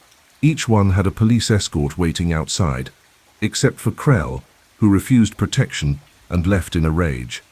Fool, Wolfe muttered as Krell stormed out. Pride will kill him as surely as it nearly killed me. When everyone was gone, except Pemberton, Wolfe leaned back in his chair. Mr. Pemberton, I need you to tell me everything about that library. Every detail, no matter how small. The books, the furniture, the ventilation system, the view from the window. Everything. Why? If it's been vandalized. Because Latros has changed something. Added something. And whatever it is, it's designed to kill you in a way that looks impossible. I need to understand the space perfectly to figure out what he's done. Pemberton nodded and began describing the library in painstaking detail. The layout, the shelf arrangement, even the specific books he kept there. Wolfe listened with his eyes closed, building his mental model. I listened too, looking for the clue, the detail that would unlock everything, but it was like looking for a specific grain of sand on a beach. By the time Pemberton left with his police escort, it was nearly 8 o'clock. Fritz brought dinner, but Wolfe barely touched it. He was deep in thought, working the puzzle. Finally, I broke the silence. What are you thinking? I'm thinking Latros has been 3 steps ahead of us since the beginning, and I'm trying to figure out how to get ahead of him for once. Any luck? No. He opened his eyes. Archie, tomorrow we go to the Atreus Club. We examine that library ourselves. See what's been changed. You're really going out? I have no choice. If I want to save Pemberton and my own reputation, I need to understand Latros's method, and I can't do that from this chair. I grinned despite everything. The great Nero Wolfe, leaving his fortress. Latros really has gotten under your skin. Yes, Wolfe said quietly. That's exactly what worries me. That night, I couldn't sleep. I kept thinking about Helena Grimaldi in that locked taxicab, about Waverley's impossible heart attack, about the trap waiting for Pemberton, and about the real trap, the one set for Wolfe, the one designed to prove that even the great detective could be outmaneuvered. Somewhere in the city, Latros was probably sleeping soundly. I intended to make sure he had nightmares soon. Part 7. Wolfe thinks. Archie moves. Monday morning arrived cold and grey, matching Wolfe's mood perfectly. He came down from the plant rooms at 9 sharp, dressed in his best brown suit, the one he reserves for court appearances and funerals. We leave in 30 minutes, he announced. Fritz looked alarmed. Surely you're not going out, Monsieur Wolfe. I am, Fritz, and I'm taking Archie, so you'll be alone with the dogs. Keep them inside. Trust no one. 30 minutes later, I had the sedan pulled up to the front door. Getting Wolfe into a car is always an operation. He hates leaving the brownstone even more than he hates being wrong. Today, he looked like a man walking to his execution. The drive to East 68th Street took 20 minutes through morning traffic. Wolfe sat rigid the entire way, gripping the door handle like the car might explode. You all right? I asked. No. Drive faster. The Atreus Club looked different in morning light, less imposing, more tired. The doorman recognized us from my previous visit and waved us through. Inside, Horace Ventris was waiting, looking even more nervous than he'd sounded on the phone. Mr. Wolfe, thank you for coming. The vandalism was disturbing. Show us, Wolfe said. We took the elevator to the 3rd floor. The hallway cameras were still running. I could see their blinking red lights. At the library door, Ventris stopped. I haven't touched anything inside. The police photographed it yesterday, but he opened the door. The library had been systematically destroyed. Books pulled from shelves and scattered across the floor, the desk overturned, papers shredded, the reading lamp smashed. Even the Persian rug had been slashed. But it wasn't random vandalism. It was a message. Because written on the wall in red paint, blood red, were the words, "Pride before the fall." Wolfe stood in the doorway, taking it all in. Then he stepped carefully into the room, moving slowly, his eyes cataloguing every detail. This happened when, he asked. Saturday night, between 10 p.m. and midnight. The overnight security guard didn't notice until his 2 a.m. rounds. The door was locked? Yes. No signs of forced entry. Someone had a key. Who has keys? Just Mr. Pemberton and myself, and the master key set that's kept in the building manager's office. Which is? Ground floor, locked cabinet.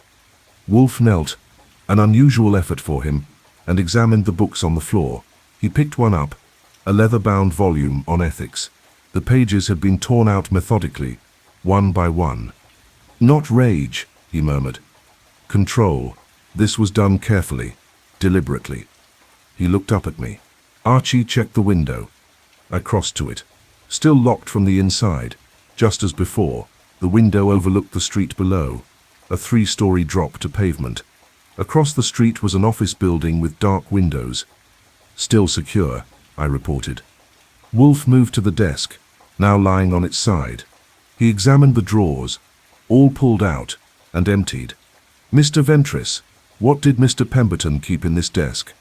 Research notes mostly, drafts of lectures, some personal correspondence. Anything valuable? Not monetarily, but intellectually perhaps. Aldous has been working on a book about free will. Those notes represented years of thought. And now, they're destroyed. Wolfe straightened with effort and looked at the message on the wall again. Pride, before the fall. Latros is quoting Proverbs, biblical warnings against hubris. So this is about humiliating Pemberton? I asked. No. It's about humiliating me. This destruction happened after Pemberton told Latros we were investigating. This is Latros showing me he can strike anywhere, anytime, that my protection means nothing. Ventris wrung his hands. What do we do? Aldous is supposed to be here tomorrow night. Surely he won't. He will, Wolfe said heavily. And I need to understand this room perfectly before he does. Mr. Ventris, I need blueprints of this building. Electrical schematics, ventilation systems, everything. I'll get them from the basement archives. After Ventris left, I stood next to Wolfe. What are you looking for? The method. Latros promised an impossible murder. A locked room, no apparent cause. But there's always a method, Archie. Always a physical mechanism. Poison in the air vents. A weapon concealed in the walls. Something, or it's simpler than that. A gun from across the street. Then why the locked room staging? No, this is meant to be clever. Elaborate. A puzzle that proves Latros' genius. He paused. And my failure. We spent the next 2 hours examining that library. Wolfe checked every inch of the walls for hidden panels. I tested the ventilation grates. We examined the window frame, the door hinges, even the floorboards. Nothing. Whatever Latros had planned, it wasn't obvious, which made it more terrifying. By noon, Wolfe was exhausted. Leaving the brownstone always took a toll. We returned to West 35th Street to find the Dobermans agitated and Fritz reporting a strange car had been circling the block. Description? I asked. Dark sedan. Tinted windows. It passed 4 times. License plate? I couldn't see clearly enough. Wolfe went directly to the office and collapsed into his chair. We're running out of time, Archie. Tomorrow night Pemberton walks into that library, and I still don't know how Latros plans to kill him. Maybe Kramer's right. Maybe we should cancel the whole thing. And let Latros win. Prove that fear is stronger than reason. Wolfe shook his head. No, we proceed, but carefully. The phone rang. I answered. Goodwin. Mr. Goodwin, it's Rosalind Thane. I have information. I'm listening. I found Devon Ashcroft, or rather, Boston PD found him, in the Charles River, drowned. Been dead about 3 days. My stomach sank. Accidental. They're calling it suspicious. No water in the lungs. He was dead before he went in the river. Cause of death unknown. Pending toxicology. Another impossible murder. Exactly. Listen, I've been digging into Latros's background. Before he came to North America, he taught in Europe, Prague, Berlin, Athens, and everywhere he went, there were strange deaths. Students who died in what looked like accidents. Colleagues who had heart attacks. Nothing provable, but the pattern is there. He's been doing this for years. Decades. The man is a serial killer, Mr. Goodwin, but he's so good at it, he's never been caught. I looked at Wolfe, who was listening to my side of the conversation. We're going to need everything you have on Latros. Can you bring it here? Give me an hour. She arrived in 50 minutes, carrying a thick folder of newspaper clippings, academic records, and handwritten notes. Wolfe reviewed them at his desk while the rest of us waited. Finally, he looked up. This man is not just intelligent, he's pathological. Every murder is a demonstration, a proof of concept. He's been perfecting his methods for half a century, and now he's focusing on the Consortium, Thane said. Why? Because they rejected him, told him he wasn't good enough, and for a man whose entire identity is built on intellectual superiority, that rejection was intolerable. Wolfe closed the folder. He's not just killing them, he's proving they were wrong about him. Each impossible murder is an argument. You thought I wasn't worthy of your group? Look what I can do. So how do we stop him? I asked. We beat him at his own game. We figure out his method before he uses it, and we prove that reason is stronger than ego. Nadine Pasternak called at 3 p.m.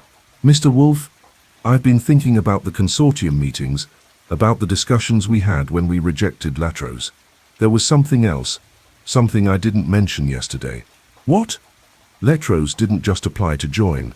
He challenged us, said he could design a philosophical experiment that would prove human behavior is entirely predictable. That free will is an illusion. We laughed at him, called it mechanistic nonsense. And he took offense. More than offense, he said. I remember this clearly. He said, I will prove it with your own lives. You will all behave exactly as I predict, and you won't even realize you're being controlled. Wolfe was silent for a long moment. Miss Pasternak, how long ago was this? 6 years, right before he applied for membership. So he's been planning this for 6 years, studying you, learning your patterns, building his predictions. Yes. And Mr. Wolfe, her voice dropped. He also said something about you. Said you were the perfect control group, the ultimate test. If he could predict and manipulate Nero Wolfe, the man supposedly immune to manipulation, then he'd have proved his thesis. After she hung up, Wolfe looked at me. I'm not investigating a murder, Archie. I'm participating in an experiment. And I have been since the moment I read that first letter. So what do? We break the pattern. We do something Latros hasn't predicted. Like what? I don't know yet, but tomorrow at the Atreus Club when Pemberton walks into that library, he paused, we'll find out if free will exists, or if Latros has already written the ending. The rest of Monday passed in tense preparation. Kramer called to confirm the police surveillance schedule. Pemberton called to confirm he'd be at the library at 9 p.m. sharp. Ventris called with the building blueprints, which showed nothing unusual. By midnight, Wolfe had reviewed everything 3 times and was no closer to an answer. Go to bed, Archie, he said finally. Tomorrow will be long. I went upstairs but didn't sleep. I kept thinking about Latros, somewhere in Manhattan watching us scramble. Confident, certain. Tomorrow night, October 27th, someone was going to die. Unless we were smarter than he predicted. October 27th dawned, grey and cold. The kind of morning that makes you believe winter is coming earlier than scheduled. I was downstairs by 7, unable to sleep, running through scenarios in my head. Wolfe came down at 8, an hour early, which told me he hadn't slept either. Coffee, he said simply. Fritz brought it in the office, along with the morning papers. The Chronicle had a front-page article by Rosalind Thane. String of deaths connected to private Manhattan club. She'd written carefully, avoiding libel, but the implications were clear. The Consortium was being targeted. This will force Latros' hand, Wolfe said, reading it. He wanted to operate in shadows. Now there's publicity. Is that good or bad? I don't know. But it changes the game. The phone started ringing at 8:30 and didn't stop. Reporters wanting interviews. Kramer wanting to know if we'd leaked the story. Consortium members panicking about the exposure. Krell called at 9, his voice shaking with rage. You told that journalist about us. You violated our confidentiality. We told her nothing, I said. She figured it out herself. I'm withdrawing from this circus. I won't be part of your publicity stunt. Mr. Krell. He hung up. 2 minutes later, Beatrice Winthrop called to say she was increasing her personal security. Then Moss called to say he was leaving the city entirely. The Consortium was fragmenting. At 10 a.m., Pemberton arrived for what he called his final briefing. He looked calm, too calm. The calm of someone who'd accepted death as a possibility. Tonight at 9 p.m., he said. I'll be in my library at the Atreus Club. Whatever happens, happens. Wolfe studied him. You could still cancel. Could, but then I'd never know if I was brave or just cowardly. And honestly, Mr. Wolfe, at my age, I'd rather die knowing than live wondering. Philosophy is a disease, Wolfe muttered. We spent the next hour going over the plan. Kramer had positioned plainclothes officers throughout the club and across the street. Surveillance cameras were being added to the library, hidden, so Latros wouldn't know. I would be in the building, posing as a club member. Wolfe, despite his hatred of fieldwork, would be monitoring from a van outside. The moment anything unusual happens, we move in. Kramer had said that morning. Pemberton won't be alone for a second. But I wondered if that was enough. If Latros had planned this for 6 years, he'd accounted for police presence. He'd accounted for everything. At noon, Horace Ventris called, his voice tight. "Mr. Wolfe, I need to see you, now. Come to the brownstone." "I can't. I'm at the club. And I found something." Wolfe looked at me. "Archie, go." I drove back to East 68th Street, wondering what Ventris had discovered. He met me in the lobby, pale and sweating. "Upstairs. Quickly." We went to the 3rd floor, but instead of the library, Ventris led me to a storage room I hadn't seen before. He unlocked it and pointed inside. There, arranged carefully on a table, were 5 items. A medical journal open to an article on cardiac arrest. A detailed map of the Charles River in Boston. A taxi medallion number. A key to Pemberton's library. And a photograph of Nero Wolfe. "Where did you find these?" I asked. "In a locker in the basement, one of the member storage areas." It was my locker, Mr. Goodwin." His voice cracked. "But I didn't put these here. I swear I didn't." I stared at the items. Evidence, trophies, proof of how each victim had been killed. "Whose name is on the locker?" "Mine, Horace Ventris. But someone else must have." "Did you kill them?" I asked directly. "No. God, no. I'm being framed." I pulled out my phone and called Wolfe, described what I'd found. "Photograph them," Wolfe said. "Every angle, then call Kramer. But Archie, don't let Ventris leave. You think he's involved?" "I think someone wants us to think he's involved, which means either he's guilty or he's the next victim." I took the photos, then turned to Ventris. "We need to go back to the brownstone now." "But the club?" "We'll be fine. Let's go." In the car, Ventris fell apart. "I don't understand any of this. I'm a manager. I catalog books. I don't hurt people. Tell me about Latros. You knew him, right?" "I met him once, years ago. At an academic conference. He was intense, brilliant, but frightening. He cornered me for 2 hours, talking about determinism and control. I felt like he was studying me, cataloging my reactions." "What did he say?" "He said the secret to controlling people wasn't force. It was understanding. If you understood someone completely, you could predict their every move, make them dance like puppets."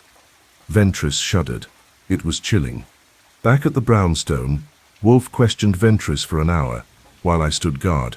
By the end, even Wolfe seemed convinced he was innocent. "Someone is framing you," Wolfe concluded. "Using you as a scapegoat, which means you're useful to Latros somehow." "How?" "You have access to the club. Keys. Authority. You're the perfect tool." Kramer arrived at 3 p.m. to collect the evidence and take Ventris's statement. "We're analyzing everything. Fingerprints, DNA, the works. But whoever planted this was careful." "Of course they were," Wolfe said. "This is Latros. He doesn't make mistakes." "Except he's made one," Kramer said. "He's gotten arrogant, showing off. That's when criminals slip up." Wolfe didn't look convinced. At 6 p.m., I ate dinner without tasting it. At 7, I put on a suit jacket and checked my .38. At 8, I drove to the Atreus Club with my stomach in knots. The building felt different at night, more menacing. The lobby was quiet, except for the evening doorman. I showed my temporary member credentials and went upstairs. Kramer was already there, along with 2 plainclothes officers. "We've swept the library 3 times. It's clean. No devices, no traps. Either Latros is a no-show, or we're missing something." "We're missing something," I said. At 8:45, Pemberton arrived. He looked calm, resigned, almost serene. "Gentlemen, shall we?" We walked to the library. The door was locked. Pemberton used his key and opened it. The room looked exactly as we'd left it. Vandalized, destroyed, the red message still on the wall. But the police had cleared a space near the desk where Pemberton could sit safely. "I'll be right here," I said, positioning myself by the door. "You won't be alone." Pemberton sat at the cleared space. He opened a book, one of the few intact volumes, and began to read, acting out the scene Latros had predicted. 9 p.m. came. Nothing happened. 9:15. Still nothing. 9:30. Pemberton kept reading. I kept watching. Kramer checked in via radio every 5 minutes. At 9:45, Pemberton set down his book. Perhaps Latros has changed his mind. Or he's waiting, I said. At exactly 10 p.m., the lights went out. This time, we were ready. I had a flashlight instantly, swept it around the room. Pemberton was still sitting. The door was locked from the inside. The window was closed. But Pemberton was clutching his chest. "Can't breathe," he gasped. I ran to him. His face was turning blue. "Kramer! Medical emergency!" The officers burst in. One started CPR. Another called for an ambulance. I looked around frantically. What had happened? What had we missed? Then I smelled it. Faint. Almost imperceptible. Bitter almonds. Cyanide. "Gas!" I shouted. "Get everyone out." We dragged Pemberton into the hallway. The ambulance arrived within minutes, but it was close. Pemberton was unconscious, barely breathing. Kramer's team evacuated the building. A hazmat crew arrived and entered the library in protective gear. I called Wolfe. "Cyanide gas. We don't know the source yet, but Pemberton's alive." "Barely." "The ventilation system," Wolfe said immediately. "Check the air vents." The hazmat team found it. A small canister in the air duct, rigged to release gas at exactly 10 p.m. Remote controlled. Professional. "How did we miss this?" Kramer demanded. "Because it wasn't there when we searched," I said.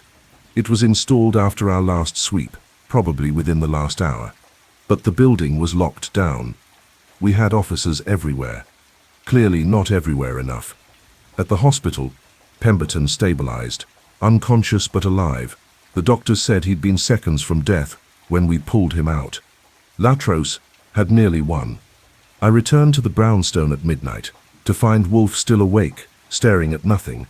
"He predicted everything," Wolfe said quietly. "The police presence, our surveillance, even our timing. He let us feel safe, then struck anyway. But Pemberton's alive. We stopped it. Barely. By luck more than skill." Wolfe's face was haggard. "Archie, I'm outmatched. Latros is better than I am." "No. He's just had more time to prepare. We're catching up." "Are we? Or are we still following his script?" Wolfe looked at me. "Tomorrow, I'm going to do what I should have done from the beginning. I'm going to find Latros, in person, and end this." "You know where he is?" "No, but I know how to draw him out. The same way he drew me out, with pride." I didn't like the sound of that. "What are you planning?" "Something Latros won't predict, because it requires me to do something I've never done before." "Which is?" Wolfe smiled grimly. "Admit defeat, publicly." Wednesday morning, Wolfe did something I'd never seen in 15 years of working for him. He held a press conference. At 10 a.m., the office was packed with reporters, including Rosalind Thane. Camera flashes popped like fireworks. Wolfe sat behind his desk, looking like a man about to face a firing squad. He read from a prepared statement. "I have been engaged in investigating a series of murders connected to what is known as the Consortium, a private intellectual society. These murders were perpetrated by an individual calling himself Janus, whom I believe to be Demetrius Latros, a philosopher I knew in my youth. Despite my best efforts, I have been unable to prevent these crimes or apprehend the perpetrator. Last night, Mr. Aldous Pemberton nearly died, despite police protection and my personal oversight. I am therefore announcing my withdrawal from this case. Mr. Latros has proven himself intellectually superior, and I will not waste further time in a contest I cannot win. The investigation will continue under the authority of the NYPD." The room erupted in questions. Wolfe answered none of them, simply stood and left. I followed him upstairs to the plant rooms, where he stood among his orchids, looking more defeated than I'd ever seen him. "That was hard to watch," I said. "It was necessary. Latros's ego demands recognition. He won't be satisfied with victory. unless I acknowledge it. So this is bait. Yes, Latros will contact me to gloat. And when he does, we'll have him. We waited. 1 hour, 2 hours, 3. At 2:17 p.m., the phone rang. I answered. Nero Wolfe's office. Mr. Goodwin. The voice was elderly, cultured, with a thick European accent. May I speak with Mr. Wolfe? Who's calling? He'll know. Tell him an old friend from Montenegro wishes to congratulate him on his humility. I covered the receiver. It's him. Wolfe came downstairs, took the phone. Latros. Nero. It's been so many years. You sound old. I am old, but apparently not wise. You've beaten me thoroughly. Yes, I have. And it was easier than I expected. Your reputation, I fear, is inflated. Perhaps, or perhaps you're simply that good. A pause. Then you're being gracious. That's unlike you. I'm tired, Demetrius. Tired of games. You've proven your point.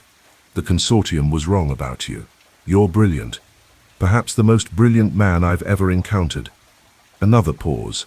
Latros was suspicious, but I could hear the pleasure in his voice. You mean that? I do. Which is why I want to meet you. Face to face, one last time. Not as enemies, but as colleagues. Two old men who played the game of pride, and only one won. Why would I agree to that? Because you want to see my face when I acknowledge defeat. You want to watch me admit I was wrong. That's the real victory, isn't it? Not just beating me, but having me know I was beaten. Silence. Long silence. Then tonight, 9 p.m., the Atreus Club, 3rd floor library, where it all began. I'll be there. Come alone. If I see police, I disappear, and the murders continue. Different targets, different methods. I have decades of material, Nero. I understand. The line went dead. Wolfe set down the phone and looked at me. Call Kramer. Tell him we need surveillance, but it must be invisible. Latros is coming to the club tonight. You're really going in alone? No, you'll be there. Hidden. But Latros can't know that. Kramer nearly exploded when I told him the plan. Absolutely not. I won't let Wolfe walk into a death trap. It's the only way to draw Latros out, I argued. He won't show himself otherwise. Then we set up proper surveillance. Cameras, microphones, a SWAT team. And Latros will spot them. The man has evaded capture for 50 years. He'll sense a trap. Eventually, Kramer agreed to minimal surveillance. Hidden cameras, 2 plainclothes officers in the building, and me in an adjacent room with audio feed. Not ideal, but better than nothing. At 8 p.m., I drove Wolfe to East 68th Street. He was silent the entire way, preparing himself. You know this is crazy, I said. Yes. Latros might try to kill you. He might, but I don't think he will. Not yet. He wants to savor this, wants to explain how he did it, how he manipulated me. Murderers with ego always do. And if you're wrong, then you'll avenge me. And perhaps learn something useful in the process. We entered the club separately. Wolfe went to the 3rd floor library. I positioned myself in the storage room next door, the same room where we'd found Latros's trophies. Through the wall, I could hear everything. At 8:55, Wolfe entered the library and waited. At exactly 9 p.m., the door opened. Nero, you look terrible. So do you, Demetrius. Time has not been kind to either of us. I heard chairs scraping. They were sitting. Tell me, Latros said, when did you realize you'd lost? When Helena Grimaldi died in that taxi. The method was so elegant, so impossible, I knew I was facing someone extraordinary. Cyanide gas, time released. I predicted she'd take a taxi at that exact time, on that exact route. Human behavior, Nero, is beautifully predictable when you study it long enough. How did you kill Waverley? Ah, Julian, that was my masterpiece. I spent 3 months conditioning him. Anonymous messages, subtle threats, manipulation of his schedule. I trained his body to produce cortisol at specific times. Eventually his heart couldn't handle the stress. He died of natural causes, technically. And Ashcroft? A different approach. Devon was a swimmer, very fit, but I knew his route along the Charles River, knew he'd be alone at dawn. A quick injection of potassium chloride, while he stretched, dead in seconds. Heart stopped. The water was just staging. You're proud of these murders. Of course. They're art, each one proving that free will is an illusion, that human beings are mechanical systems I can control. And the Consortium? Why target them specifically? Latros' voice went cold. They rejected me, not because I lacked merit, but because I made them uncomfortable. They feared my ideas, my methods. So I decided to prove those ideas, using their own lives as data. Beautiful symmetry, don't you think? It's monstrous. It's science. Nero, you of all people should understand. We're both in the same business, studying human behavior, finding patterns, predicting outcomes. The only difference is you stop at solving crimes. I create them. That's not a small difference. Isn't it? You manipulate people too. You've done it your entire career. The only reason you're not a murderer is squeamishness, not morality. Through the wall, I heard Wolfe's voice go quiet. Perhaps you're right. I know I am, which is why this meeting is so satisfying. You're finally admitting it. I'm admitting you're brilliant, and that you've beaten me. But there's one thing I don't understand. What? Why you're doing all this now at 82 years old? Why not retire? Enjoy your victory in peace? Latros laughed, a dry, bitter sound. Because I'm dying, Nero. Pancreatic cancer. 6 months, perhaps a year. I wanted to finish my work before I go. Prove my theories. Leave a legacy. A legacy of murder. A legacy of proof. When I'm gone, scholars will study my methods. They'll understand what I understood. That humanity is predictable, controllable, ultimately mechanical. I'll be remembered as the man who proved free will doesn't exist. Or you'll be remembered as a serial killer. History will decide. But for now, I've won our game, Nero. Admit it. I admit it. You've won. Say it clearly. Say Demetrius Latros is smarter than Nero Wolfe. A pause. Then Wolfe's voice, clear and firm. Demetrius Latros is smarter than Nero Wolfe. Good. Now shall I explain how I was going to kill you? My blood went cold. You planned to kill me? Wolfe asked calmly.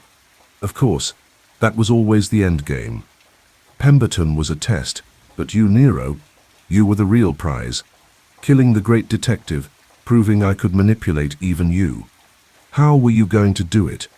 The same way I've killed everyone else, by studying you, learning your routines, your patterns. I know you drink beer every afternoon at 3. I know Fritz brings it in a bottle from the refrigerator. I know you never check it, never suspect your own home. Poison in my beer. Eventually, yes. Months from now, when you'd forgotten about me, when you thought you were safe, I'd have arranged it to look like a heart attack. Natural causes. The perfect end to our game. But you're telling me now. Why? Because I want you to know. Want you to spend your remaining years looking over your shoulder, checking every drink, every meal. Want you to live in fear the way the Consortium did. Latros's voice was triumphant. That's the real victory, Nero. Not killing you, but breaking you. I heard movement. Chairs scraping again. I should go, Latros said. Thank you for this conversation. It was illuminating. Wait, Wolfe said. One more question. What? Who helped you? You couldn't have done all this alone. Someone planted that gas canister in the library. Someone delivered messages while you were elsewhere. Who was your accomplice? Latros laughed. Very good, Nero. Yes, I had help, but I won't tell you who. Let that be the final mystery, the piece you can never solve. I already know, Wolfe said quietly. The room went silent. What? I know who your accomplice is. Have known since yesterday. You're bluffing. Am I? Your accomplice had to have access to the club, had to know the building intimately, had to be able to move freely without suspicion. There's only one person who fits that description. Another pause. Then Latros's voice, uncertain for the first time. Who? You'll find out when the police arrest them, which should be right about now. Through the wall I heard Kramer's voice over my radio. We have Ventris in custody. He was trying to leave the country. Found train tickets to Montreal in his apartment.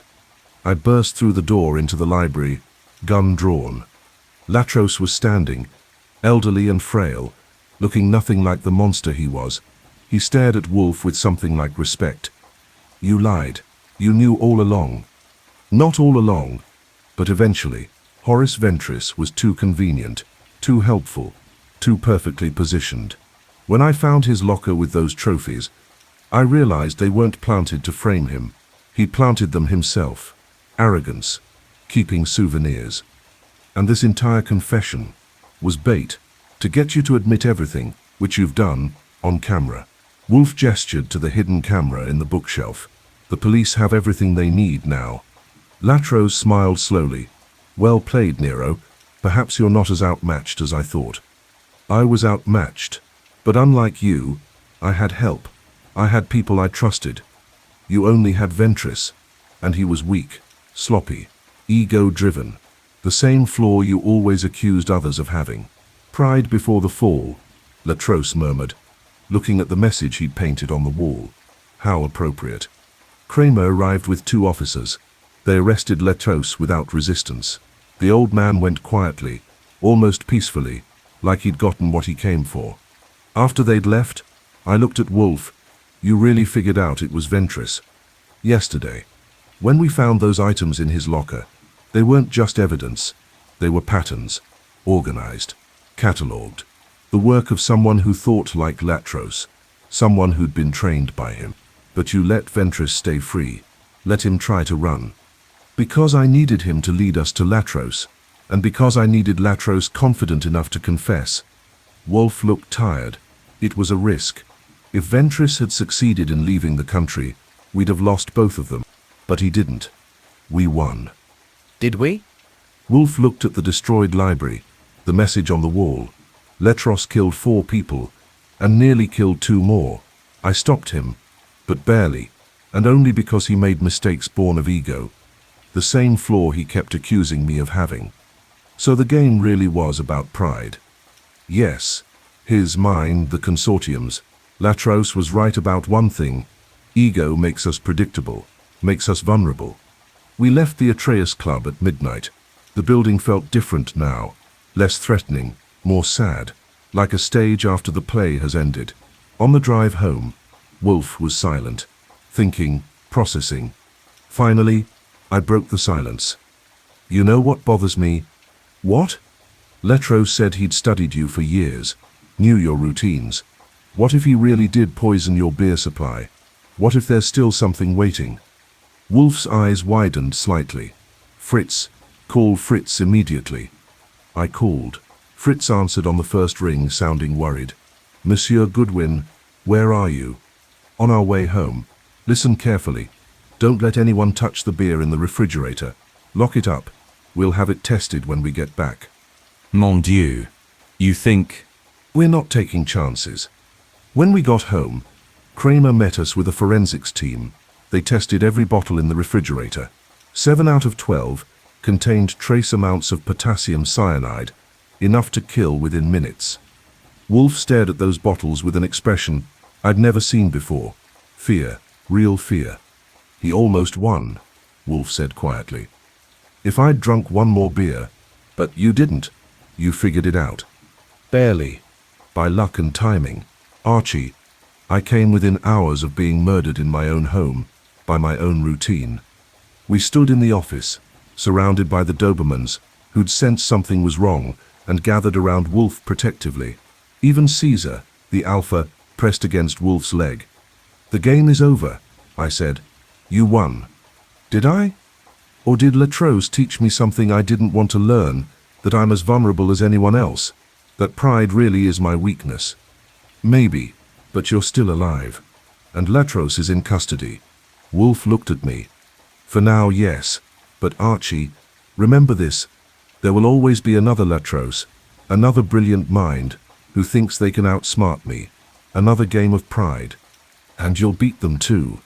Perhaps, or perhaps one day, my ego will be what finally kills me. Outside, dawn was breaking. The long night was over. But something had changed. Wolfe had been reminded, violently, terrifyingly, that he was human. It was a lesson I suspected he'd never forget. The office was packed again on Saturday afternoon, but this time the atmosphere was different. Less fear, more curiosity. The Consortium survivors, Pemberton, Krell, Beatrice, Isabel, Moss, and Nadine, sat in a semicircle facing Wolfe's desk. Kramer stood near the door with two officers. Rosalind Thane had somehow talked her way in, and sat quietly in the corner, notebook ready. All 5 Dobermans were present, stationed around the room like sentries.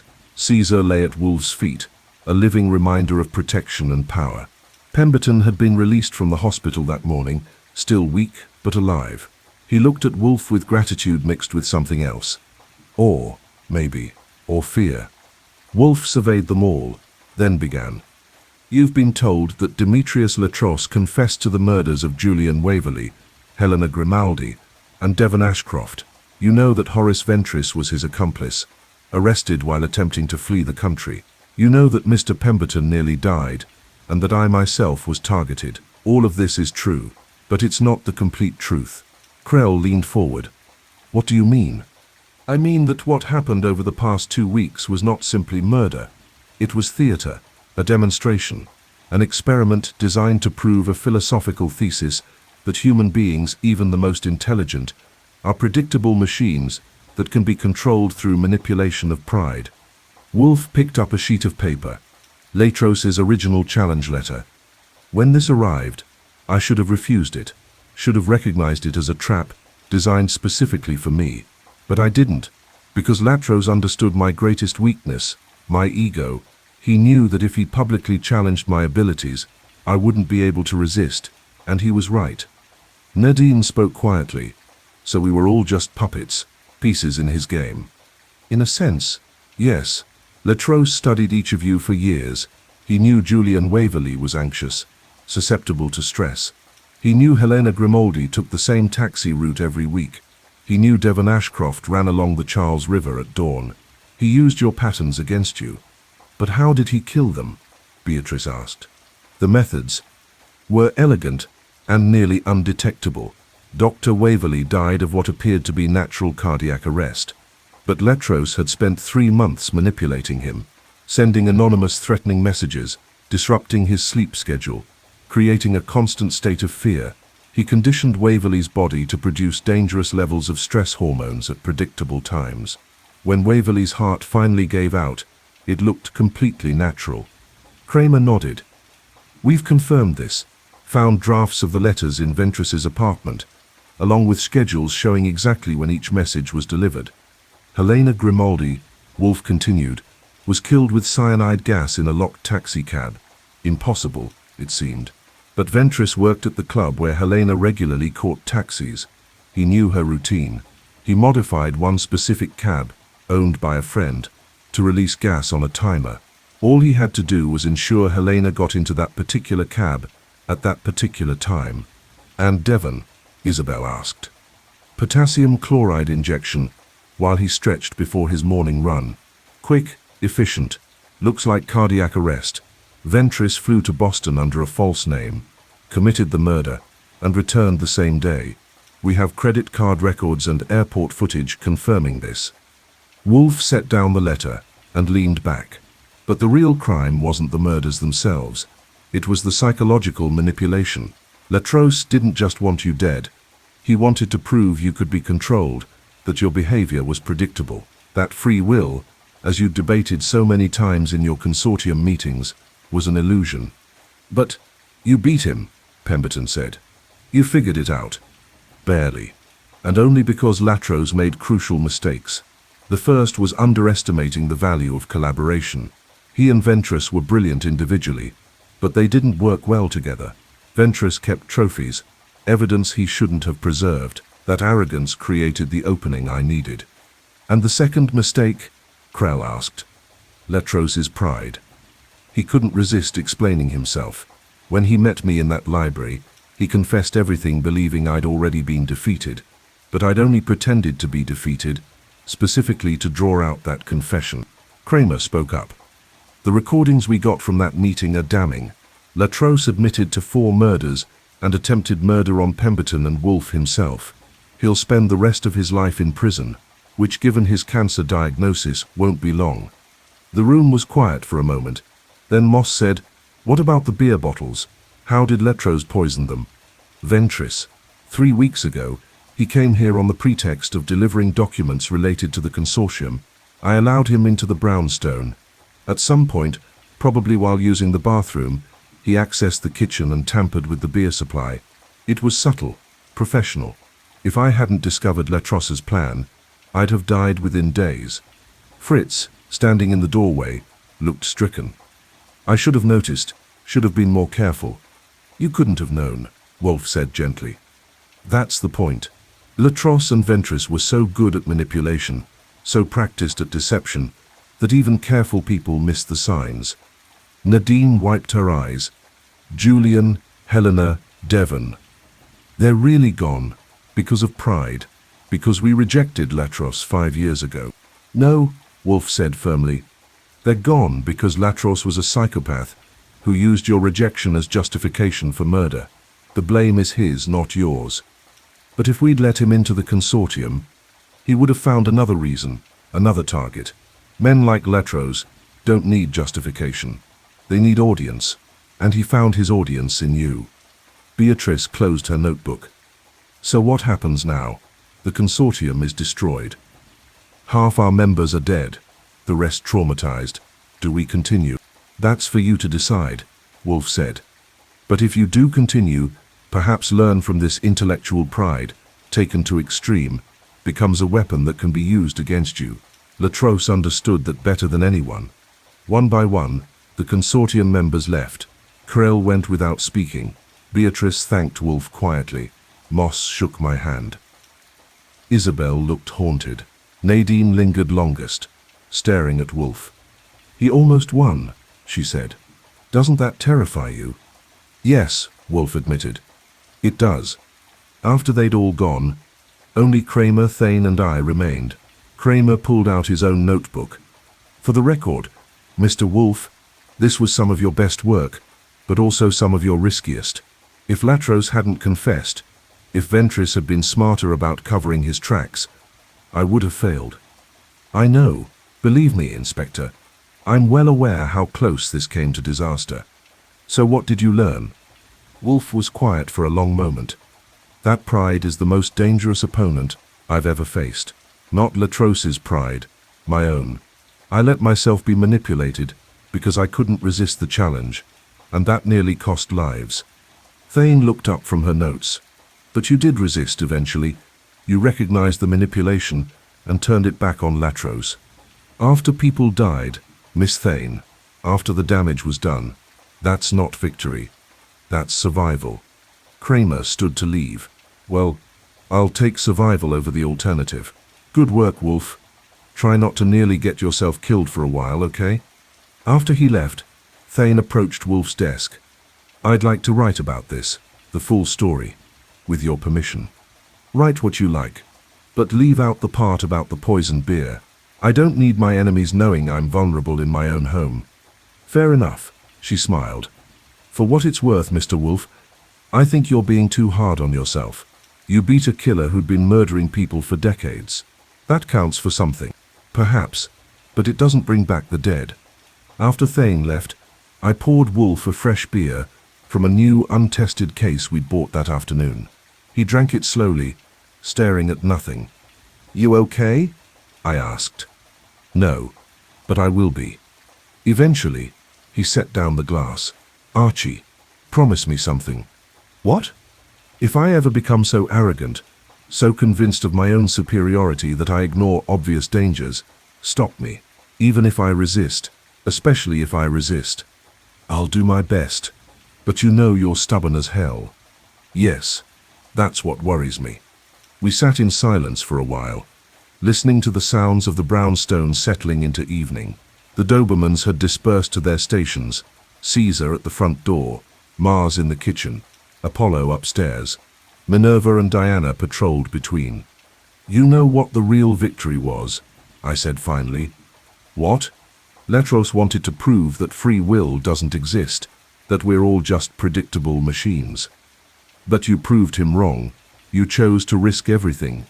Your reputation, your life, to save Pemberton and stop Latros. That wasn't predictable. That was free will. Wolfe looked at me, something softening in his expression. That's either profound or completely wrong, Archie. I'm not sure which. I'll take either. He almost smiled. Pour me another beer from the new case. And let's never speak of this week again. Deal. But I knew he'd never really forget. None of us would. The game of pride had been played. And while Wolfe had won, it had cost him something. Maybe his certainty. Maybe his invulnerability. Either way, it was a price worth paying. Because the alternative was being like Latros, brilliant but hollow, powerful but alone, convinced of superiority until it became a prison. And watching Wolfe sit there, surrounded by his dogs and his books and his beer, I realized something. He'd won more than the case. He'd kept his humanity. That was the real prize. Part 11. Aftermath, beer, orchids, and the game ends. Monday morning arrived with rain. Soft, persistent, the kind that makes you want to stay in bed. But I was at my desk by 8:30, typing up the final report on what would forever be known as the Latros case. Wolfe came down from the plant rooms at 9, looking more like himself. The haunted expression was gone, replaced by the usual mild irritation at the world's general incompetence. Archie, status. Report's almost done. Kramer called earlier. Both Latros and Ventris are being held without bail. The DA says it's one of the strongest cases he's seen. Multiple murders, attempted murders, and that full confession we recorded. Good. And the Consortium. Pemberton called yesterday. He's formally disbanding the group. Says it's too painful to continue. The survivors are going their separate ways. Wolfe nodded slowly. Perhaps that's wise. Sometimes institutions die so individuals can live. Fritz brought in coffee and the morning papers. The Chronicle had another Thane article. Brilliant detective stops serial killer in Battle of Minds. She'd written it straight, focusing on Wolfe's deductions rather than the psychological drama. I appreciated the restraint. She called you brilliant. I said, that should help the ego. My ego has been sufficiently chastened. Thank you. I don't need reinforcement. Really? The great Nero Wolfe admits to ego problems? He gave me a look. I admit to having learned something. Don't push it. The phone rang. I answered. Nero Wolfe's office. Archie Goodwin. Mr. Goodwin, this is Dr. Marion Schaefer, Demetrius Latros's oncologist. I'm calling with news about his condition. I covered the receiver. Latros is doctor. Wolfe waved for me to continue. What news? I asked. Mr. Latros died this morning at 6:47 a.m.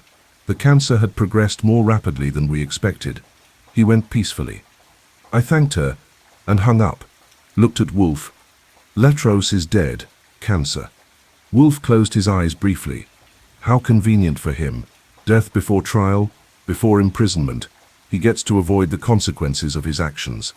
You almost sound disappointed. I am. I wanted him to face justice, to spend his remaining months knowing he'd failed. Wolfe opened his eyes. But perhaps this is better. The game is over. Completely. Do we tell the others? The Consortium survivors? Yes. They deserve to know their nightmare is truly finished. I made the calls. Reactions varied. Pemberton sounded relieved. Krell sounded skeptical, like he thought it might be a trick. Nadine cried. Beatrice thanked me quietly and hung up. By noon, the rain had stopped and weak sunlight filtered through the office windows. Wolfe was reading Back to Montaigne, appropriately enough, and I was catching up on paperwork. The doorbell rang. I answered it to find Rosalind Thane, carrying a box. Miss Thane, what can I do for you? I brought something for Mr. Wolfe. A thank you gift. I led her to the office. Wolfe looked up, mildly annoyed at the interruption. Miss Thane. Mr. Wolfe. I heard about Latros's death. Thought you should have this. She set the box on his desk and opened it. Inside was a book. Old, leather-bound, beautiful. The title was in French. Essay, by Michel de Montaigne. First edition, 1580. Wolfe's eyebrows rose. Where did you get this? It was in Ventress's apartment. Police found it when they searched the place. Apparently, Latros had given it to him as payment for his help. Ventress was planning to sell it. But I talked to the DA, convinced him it should go to you. Consider it compensation for nearly being murdered. Wolfe carefully opened the book, running his fingers over the centuries-old pages. This is extraordinary. Montaigne wrote about pride, you know, called it the most universal vice. Thought you might appreciate the irony. I do. Thank you, Miss Thane. After she left, Wolfe sat with the book for a long time, reading. I watched him, seeing something I rarely saw, genuine contentment. You know, I said eventually, that book probably cost Latros a fortune, and now you have it. So in the end, you got paid in Montaigne. Seems fitting. Very fitting. The old philosopher warning against pride, paid for by pride. Yes, Archie. That's fitting indeed. The afternoon passed quietly. Fritz made lunch, veal cutlets that Wolfe barely touched, too absorbed in his new book. At 3 p.m., he had his beer from the new safe case and looked up at me. Archie, I've been thinking, always dangerous, about the Dobermans, Caesar, Mars, Apollo, Minerva, Diana. I kept them because they were payment, but also because they represented something. Protection, power, control, a fortress mentality. But that fortress nearly became a tomb. He looked at the dogs, who were stationed around the room as usual. I think I'll keep them, but for different reasons now, which are companionship, reminders of vulnerability, and because Caesar has become rather attached to me, and I to him. As if on cue, Caesar lifted his massive head and looked at Wolfe. Something passed between them. Recognition, maybe. Mutual respect. You're getting soft, I said. Perhaps. Or perhaps I'm getting wise. There's a difference. By evening, the case felt truly finished. The reports were filed. The clients were paid.